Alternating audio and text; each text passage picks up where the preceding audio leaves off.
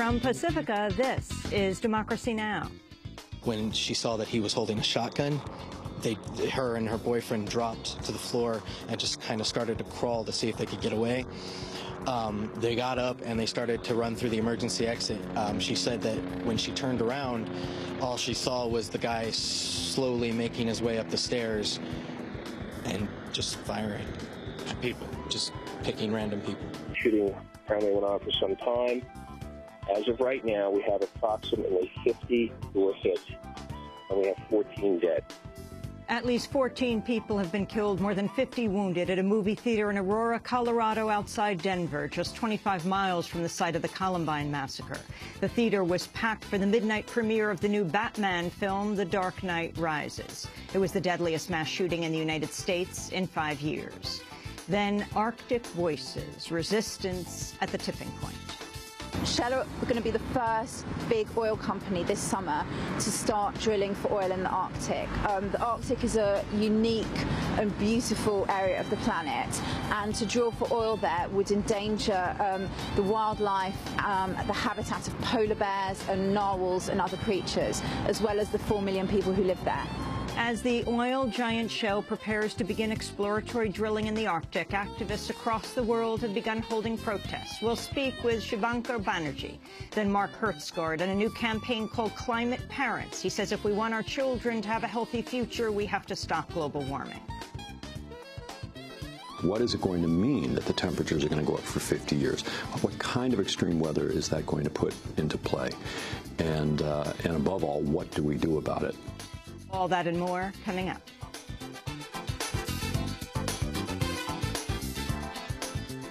Welcome to Democracy Now!, democracynow.org, the War and Peace Report. I'm Amy Goodman. At least 14 people have been killed, more than 50 wounded in a mass shooting at a movie theater outside Denver. A gunman wearing a gas mask and bulletproof vest set off what appeared to be a smoke bomb before opening fire. Police say the suspect is in custody and that he's believed to have acted alone. The attack came at a screening of the new Batman film in the Denver suburb of Aurora. 10 people reportedly died at the scene. 4 later succumbed to their injuries in hospital. A number of the wounded are in critical condition. It was the worst mass shooting in the U.S. since the killings of 32 people at Virginia Tech 5 years ago. We'll have more on this story after headlines. Syrian rebels continue to make gains on the regime of Bashar al-Assad, seizing a number of border crossings with neighboring Iraq and Turkey. Opposition fighters overrun government forces at 2 major crossings, including one controlling the vital trade route on the Damascus to Baghdad highway. Meanwhile, the Syrian government says the country's intelligence chief, Hisham Iktiar, has died from injuries sustained in Wednesday's bombing at a high-level meeting in Damascus, making him the 4th Assad regime insider to die in the attack. Amidst the violence, the United Nations is warning 1 million Syrians are now believed to be internally displaced, double the previous estimate. The fighting continues in Syria 1 day after Russia and China vetoed a Security Council resolution threatening new sanctions on the Syrian regime. Russia and China say they took action over demands for the inclusion of penalties under Chapter 7 of the UN Charter, which would leave open the possibility of military intervention. The measure would also have extended the UN observer mission in Syria for 45 days. Shortly after the veto, a spokesperson said UN Arab League envoy Kofi Annan is disappointed the measure failed to pass. Well, the Joint Special Envoy is disappointed, to say the least, that the Security Council could not unite and take the strong and concerted action that he had urged for and hoped for. And as you know, the voice of the Security Council is much more powerful when its members act as one.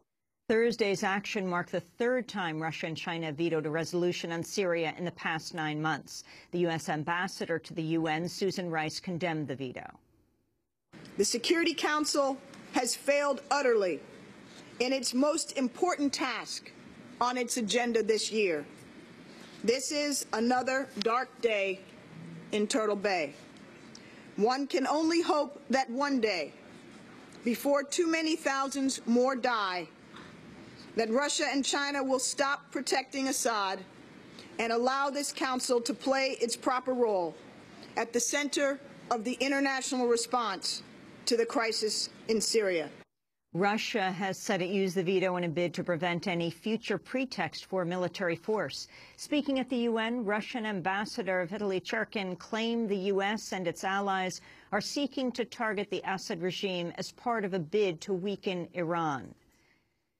Tens of thousands of people marched in cities across Spain on Thursday in the largest protests to date against massive spending cuts and tax increases pushed through to obtain a bailout for the country's banks. Demonstrators took to the streets as Spanish lawmakers approved a new round of austerity measures in Parliament, including a higher sales tax and cuts to the wages of public workers. Spanish union leader Ignacio Fernández Tocho said the new austerity measures threaten Spain's future. This is a true aggression against the workers out of work, against the workers from the public sector, against the self-employed, against the professionals, against the middle class of the society who will go straight to poverty as a result of this plan. This is a plan of budget cuts that goes against Spain's economy. In economic terms, it's suicidal. In Madrid, Thursday's protests ended in unrest when police fired rubber bullets at demonstrators at the close of a massive march. A military judge has rejected a bid by attorneys for the alleged U.S. Army whistleblower Bradley Manning to cite evidence showing the leak for which he's accused caused no damage to the United States. Manning's attorneys had sought to present damage assessment reports that evaluated the impact of the publication of government diplomatic cables that Manning allegedly provided to WikiLeaks. Internal government reviews have found the leak caused minimum damage, contradicting prosecutors' contention Manning harmed national security and aided U.S. foes. But on Thursday, the judge overseeing Manning's military trial rejected the effort, saying the impact of the leak is irrelevant to Manning's case. The judge also rejected a defense request to present testimony from United Nations Rapporteur Juan Mendez, who said the U.S. government's treatment of Manning may amount to torture. Defense Secretary Leon Panetta has ordered top Pentagon officials to monitor major U.S. news organizations for signs of leaked classified material. The order comes after recent media reports about U.S. cyber operations against Iran and the Obama administration's policies for targeted drone attacks overseas. Panetta announced the monitoring Thursday after discussing the leaks before a closed-door congressional hearing. On the campaign trail, Republican candidate Mitt Romney is preparing to head overseas for a trip that'll take him to Britain, Israel, and Poland. Speaking in Florida Thursday, President Obama said U.S. support for the Israeli government transcends the partisan divide. And I want everybody here to know, under my administration, we haven't just preserved the unbreakable bond with Israel. We have strengthened it. We've stood by Israel's side in the face of criticism. Our military and intelligence cooperation has never been closer. I want you to know that that's something that should transcend party. That's not a Republican or a Democratic issue. That is an issue of how we work with one of our closest allies in the world that shares our values and believes in democracy. New figures show the number of claims for unemployment benefits rose by 34,000 last week, the biggest jump in over a year. The official unemployment rate remains at 8.2%, with 75,000 jobs being created on average per month, down from 226,000 during the year's first quarter. A class action lawsuit alleging widespread discrimination against Latinos by the notorious Maricopa County Sheriff Joe Arpaio opened on Thursday in Arizona. Plaintiffs represented by civil rights groups are accusing Arpaio of violating the rights of Latinos by systematically targeting them for traffic stops and detention. Among evidence cited in court papers are Arpaio's own statements about his, quote, pure program intended to, quote, go after illegals, not the crime first. One plaintiff is a Mexican tourist who is a passenger in a car pulled over by deputies ostensibly for speeding. Though the white driver was neither arrested nor cited, the Mexican passenger was arrested despite having a valid visa and identification. The suit also says Arpaio punished prisoners for speaking Spanish and neglected to investigate a massive number of sex crimes. It precedes another suit brought by the Justice Department alleging rampant civil rights violations by Arpaio's office.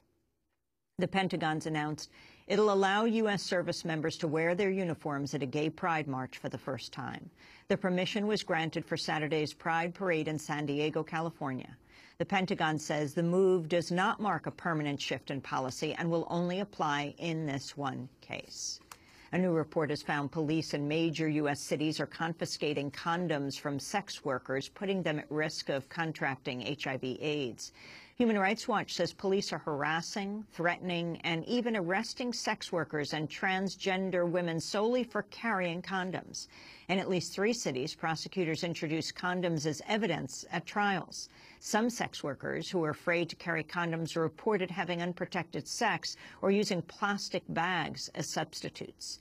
The report also notes widespread profiling and other abuses by police, including reports police in Los Angeles and New York demanded sex in exchange for dropping charges and coerced women into sex while they were detained. In related news, U.S. restrictions are preventing many people most affected by HIV/AIDS from attending the International AIDS Conference scheduled to begin in Washington, D.C. Sunday. The U.S. categorically bans sex workers and drug users from entering the country unless they can obtain a special waiver. Sex workers and their allies are protesting their exclusion by holding a separate conference called the Sex Worker Freedom Festival in Kolkata, India, later this month. Speaking ahead of the India conference, Andrew Hunter of the Global Network of Sex Work Projects said the U.S. is discriminating against sex workers. They are the largest funder for HIV services and providing antiretroviral medicines for people with HIV, yet they are completely hypocritical when it comes to the involvement of sex workers in not only in the International AIDS Conference, but the role of sex workers in controlling the HIV epidemic globally. So we're not allowed to go to their conference, but we're also not allowed to get their money for HIV prevention programming. And those are some of the headlines. This is Democracy Now!, democracynow.org, The War and Peace Report. I'm Amy Goodman. And I'm Juan Gonzalez. Welcome to all of our listeners and viewers around the country and around the world.